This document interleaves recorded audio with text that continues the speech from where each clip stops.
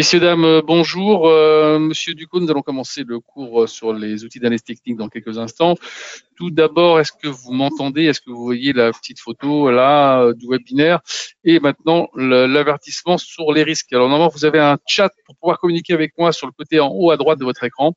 Il y a une flèche rouge ou un trait rouge qui vous permet d'accéder au chat et donc de pouvoir communiquer avec moi. Je vous rappelle que c'est par ce chat que vous pourrez poser vos questions durant le webinaire.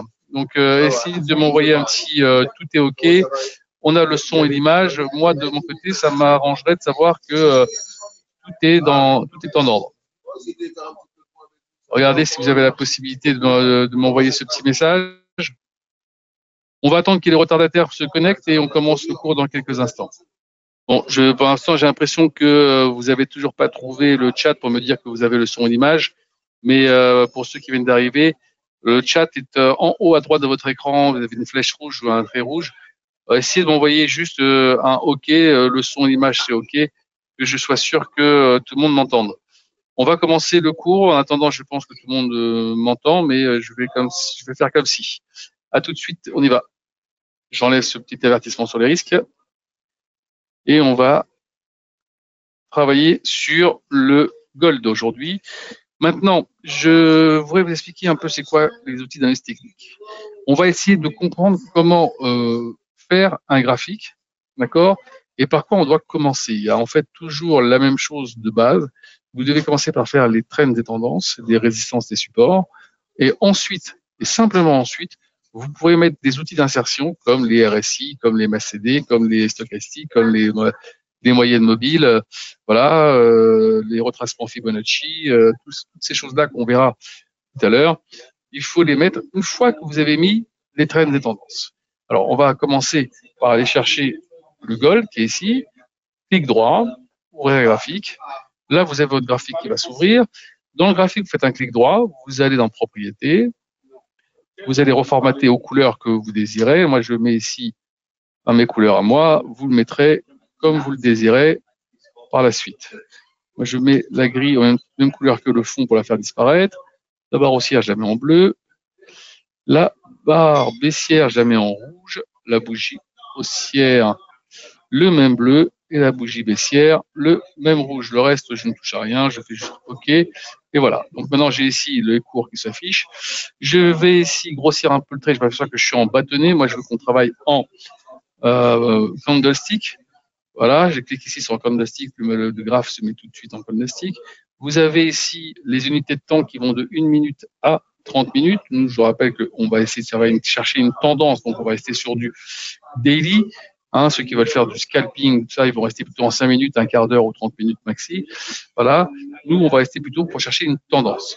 Donc maintenant qu'on a mis ici le graphique en place, voilà, on va fermer un petit peu comme ça et on va mettre maintenant tous les instruments dont je vous ai parlé, notamment les couloirs. Alors ici, pour trouver le couloir, vous allez là, avec votre souris, dessiner un canal équidistance. Si vous cliquez dessus, vous allez avoir sur votre souris 2 petites barres parallèles.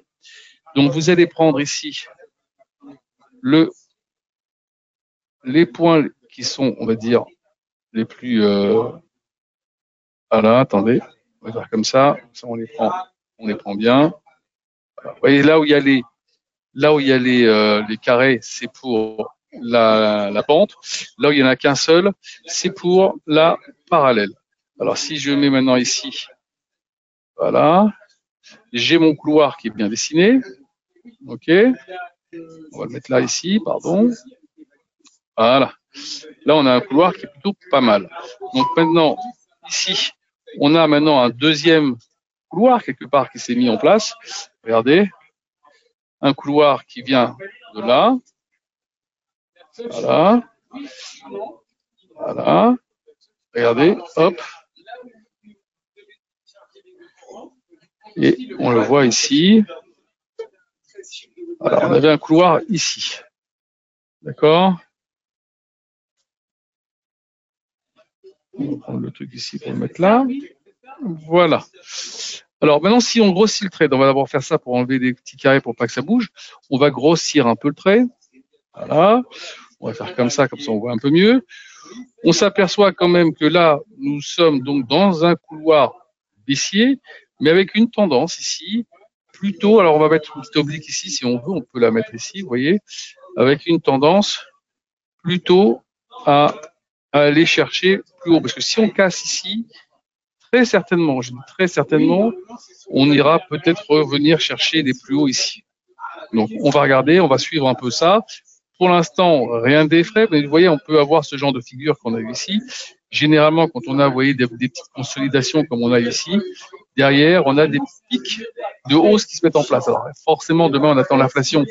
Ça va jouer beaucoup sur le produit. Si l'inflation, elle est plutôt un petit peu en baisse ou comme attendu, je pense que là, on va avoir de toute façon une poursuite de ce rebond. Maintenant qu'on a mis ça en place, évidemment, on a ce qu'on appelle, comme tout à l'heure je vous ai dit, les supports et résistances. Voilà, je prends ici les horizontales, la barre horizontale, et je positionne les points les plus hauts, les points les plus bas, voilà. Je les mets, je vais pas tous les mettre, vous allez voir comprendre pourquoi, parce que tout à l'heure, on va utiliser ce qu'on appelle Fibonacci. Et Fibonacci va certainement reprendre une grande partie des points que je vais tout de suite vous mettre là. Vous voyez, je l'ai mis ici les principaux. Je vais m'arrêter là au niveau des supports et des résistances. Et vous verrez tout à l'heure avec Fibonacci comment Fibonacci reprend quasiment l'ensemble des traits que vous voyez ici. Maintenant qu'on a fait ça, on peut commencer, à aller chercher dans Insertion des outils qui sont à notre disposition. Donc, je vais dans l'indicateur, Trend, Bollinger Band. Voilà. Je vous laisse le temps de regarder comment on y arrive.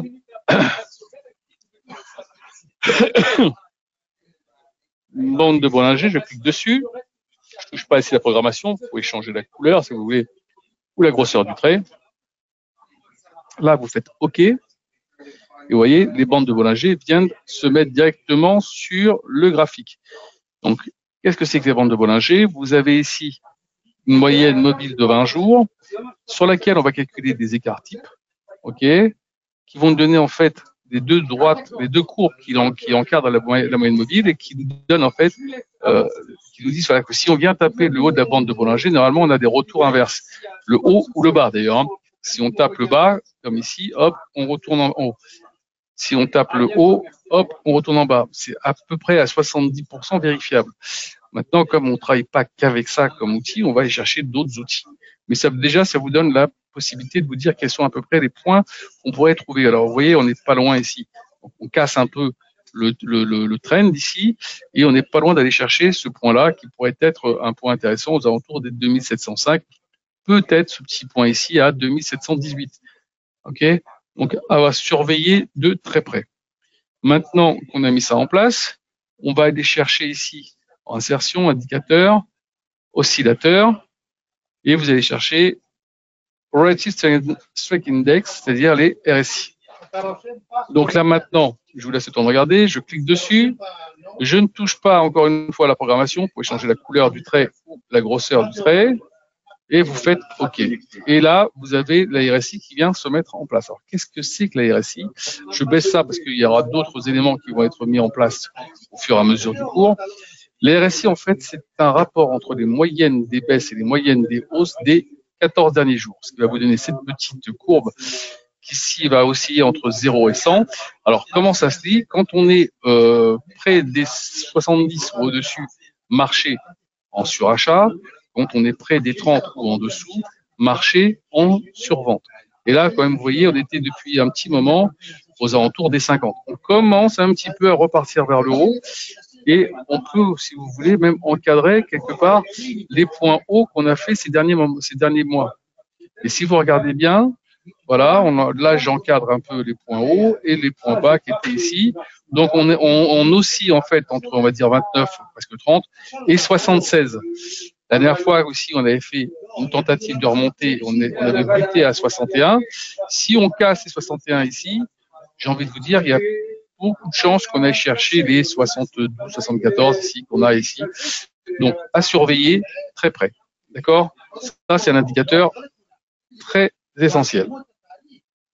D'accord? Donc ça vous donne vraiment une indication en termes de poursuite de la hausse ou pas, qui va vous servir quasiment sur tous vos graphiques. Hein.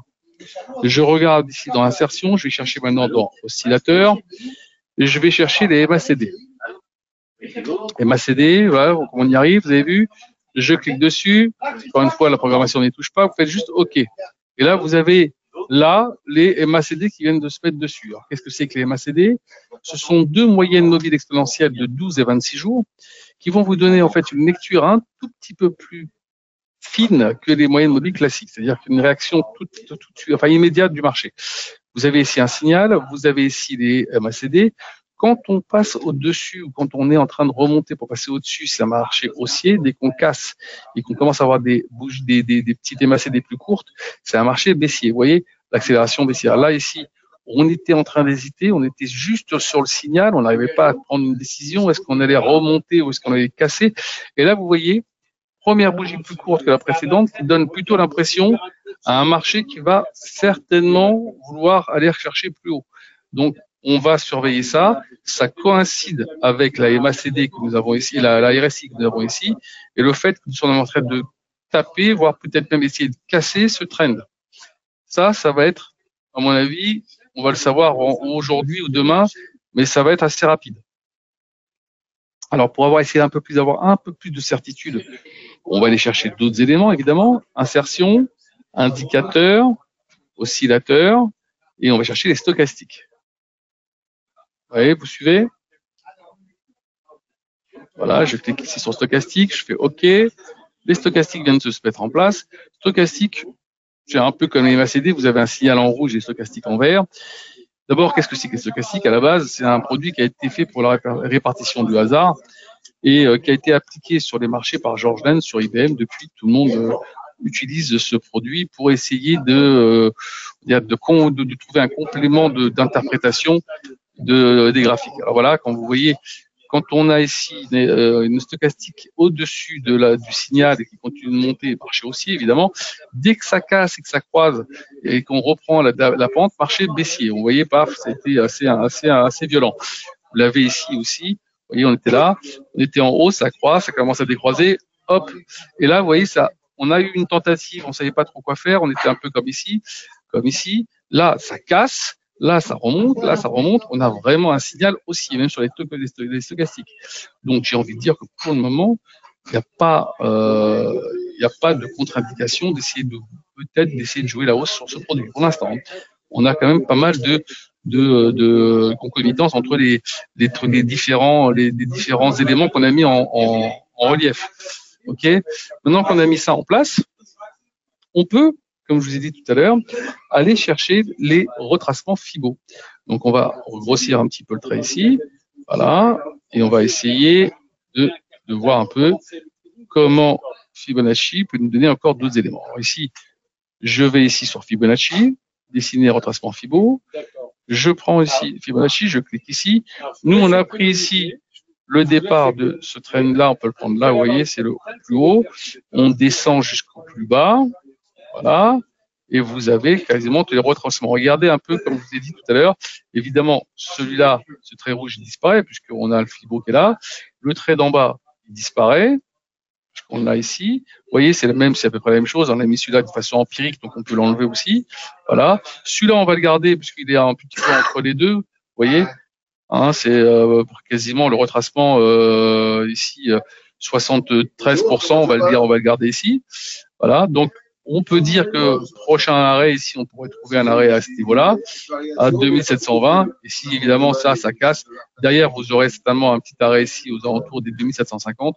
Et ensuite la possibilité d'aller rechercher les plus hauts par la suite. Donc ça, c'est un truc qu'il va falloir retrouver. Celui-là, vous voyez, il n'est pas mis dans le graphique. Vous pourrez rajouter à la main pour avoir l'intermédiaire. D'accord? Donc là, non, vous avez déjà pas mal d'éléments de réflexion qui vous donnent la possibilité de prendre des ordres sur ce produit. On va mettre quand même en relief les moving average, c'est-à-dire les moyennes mobiles. Il n'y en a pas beaucoup à mettre en place, il y en a 3, puisqu'on a déjà celle des 20 jours avec la moyenne mobile des bandes de Bollinger. Il y a la 200 jours, voilà, elle est là, donc on est bien au-dessus de la 200 jours. Il y a encore indicateur trend moving average. Il va y avoir là, évidemment, la 100 jours. On va changer de couleur, bien évidemment. On va lui mettre un petit bleu comme ça, c'est très bien. Voilà, là, vous voyez, la 100 jours, elle vient directement sur ce point-là de cette oblique. Et quelque part, ça a été le point de support des dernières tentatives de baisse qu'on a eues ici. Elles sont venues se taper ici à chaque fois. D'accord? Donc la moyenne mobile des 100 jours, gros support pour l'instant, c'est de ces dernières semaines. Hein. Ces 2-3 dernières semaines, ça a été vraiment un support important. On a essayé de la casser ici, vous voyez, ça n'a pas duré longtemps et on est revenu rapidement au-dessus. Donc, on n'est pas venu du tout essayer de tester la moyenne mobile des 200 jours. Hein. Donc, vous voyez que vous pouvez prendre ça comme support, c'est vraiment pas mal. Là, ici, on va aller chercher encore la troisième, pas la moins importante, hein. C'est la 50 jours. Donc, vous marquez ici 50. Ici, évidemment, vous changez la couleur. Je sais pas, on peut mettre une couleur, je sais pas si ça sortira avec un jaune comme ça sur un fond comme on va essayer, on va voir. Voilà, allez, vous voyez, la moyenne mobile des 50 jours, voilà, on la casse. Vous voyez ici, voilà, paf. Et on est vraiment en train de la casser. Et vous voyez, la moyenne mobile des 50 jours, c'est un super point à 73, aux alentours de 73. On l'a cassé, maintenant on se retrouve à 89. On se retrouve à 89 et voilà, je vous dis, si on arrive à rester au-dessus là maintenant des 82 pour aller chercher un peu plus haut, eh ben il n'y a pas de raison qu'on n'aille pas, je vous dis, chercher les 2700, peut-être aujourd'hui ou demain, très certainement. Est-ce que pour l'instant, vous avez toujours pas trouvé le chat, hein? Je vous rappelle que le chat, il est en haut à droite de votre écran, un trait rouge, une flèche rouge qui vous permet d'accéder à ce chat et de me poser des questions si vous en avez, on ne sait jamais. Je pense avoir fait un peu le tour de tout ce qu'il fallait mettre en place. Évidemment, quand vous avez mis tout ça en place, maintenant vous avez vu, ça sert à rien d'en rajouter beaucoup plus. Avec ça, déjà, vous avez ce qu'il faut. Évidemment, vous avez aussi la possibilité de mettre des points pivots. Hein, les points pivots, de toute façon, je vous les envoie en règle générale tous les matins pour ceux qui reçoivent mon mail, le morning meeting. D'accord, vous avez les points pivots là-dessus sur certains produits, notamment le gold. Maintenant, si vous avez envie, il y a d'autres produits, mais faut pas non plus en faire une carte PTO de votre graphique, sinon vous allez plus vous y retrouver. Imaginons que si vous mettiez Shimoku, pour le coup, ça va devenir illisible. Et il faut que vous puissiez retirer du graphique que vous allez mettre en place des éléments de prise de décision. Si vous avez à chaque fois un doute à cause du dernier indicateur que vous avez mis, vous risquez de rester comme ça à regarder l'écran pendant pas mal de semaines. N'oubliez pas d'enregistrer ici votre graphique. Là. Ah, voilà, quelqu'un qui a trouvé le truc. Alors voilà. Ici, vous faites, quand vous allez appuyer sur enregistrer graphique, vous marquez ici Gold, vous sauvez et vous allez avoir ce produit qui va rester dans votre fichier ici. Vous voyez, dans tout le truc, et vous aurez un onglet qui va se rajouter et qui va vous permettre de pouvoir accéder quand vous voulez. Vous n'aurez pas à chaque fois à le remettre. Alors bonjour, on doit ajouter ces indicateurs à chaque fois. Ah oui, je pense que là, ce que je viens de mettre, quand on me demande est-ce que c'est le minimum à avoir, je pense que c'est le minimum à avoir. Oui, je pense que vous avez besoin d'avoir tous ces indicateurs devant vous. Il n'y en a pas beaucoup. Hein. J'ai mis quoi? J'ai mis les MACD, les RSI, les stochastiques. Vous avez les bandes de Bollinger, vous avez les moving average, vous avez le retracement FIBO, vous avez les couloirs, donc les résistances et les supports. C'est un minimum à avoir pour essayer d'avoir des points sur lesquels vous pouvez vous reposer. Si vous travaillez qu'avec un seul élément, par exemple les MACD, il va vous manquer beaucoup trop de choses pour prendre une décision qui soit fiable. D'accord? Il faut vraiment mettre le maximum d'atouts de votre côté. Et là, je pense que c'est vraiment le minimum à avoir pour pouvoir prendre une décision. C'est bien ça, Fana, hein, c'est un trait rouge, une flèche rouge hein, pour accéder au chat hein, sur le côté en haut à droite. Hein. Je ne suis pas trompé. Hein. Parce que j'ai l'impression que nos amis n'ont pas tous trouvé ce chat. Alors, si tu peux me confirmer, je leur dis aussi. Non. Ah, c'est ça. Hein. Donc, c'est comme ça, si vous avez des questions, ça sera peut-être le moment de le faire. Évidemment, vous avez toujours la possibilité de poser des questions à votre chargé de compte, qui se fera un plaisir de vous donner des compléments par rapport à tout ça. En tout cas, il me confirme que c'est bien cela. Vous avez un trait rouge, une flèche rouge sur le côté en haut de la feuille qui s'est ouverte quand vous avez fait accéder au webinaire. Donc voilà, si pour l'instant il n'y a pas de questions, je pense avoir fait un peu vraiment le tour de ce qu'il fallait mettre en place. Avec ça, si vous mettez ça sur n'importe quel graphique, sur n'importe quel produit, vous devriez vous en sortir largement. Je vous attends pour les prochains webinaires. Le prochain aura lieu jeudi. Donc, passez une bonne soirée et à très bientôt. Au revoir.